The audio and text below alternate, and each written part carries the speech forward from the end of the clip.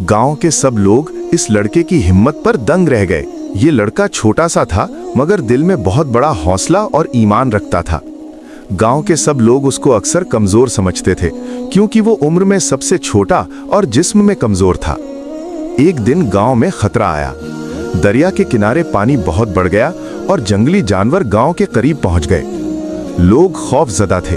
सब लोग घरों में छुप गए, मगर ये लड़का खामोश नहीं रहा। उसने फौरन फैसला किया कि गांव के सब जानवरों और बच्चों की हिफाजत करेगा। वो दौड़कर सबको जमा करने लगा, छोटे बच्चों को हाथ पकड़कर महफूज जगह पर ले गया, बढ़ते पानी से जानवरों को भगा दिया और बूढ़ों की मदद की। लोग हैरान रह गए कि छोटे से लड़के में इतनी हिम्मत और ज़हानत कैसे आई। इसकी ये बहादुरी गांव के हर दिल में घर कर गई। आखिरकार सब लोग लड़के की हिम्मत की तारीफ करने लगे। गांव के सब लोगों ने सीखा कि हौसला हर मुश्किल पर गालिब आता है और दिल की नेकी कभी जाया नहीं जाती। अगर आपको ये सबक आमोज और जज्बाती कहानी पसंद आई तो लाइक करें और चैनल को सब्सक्राइब करना मत भूलिए।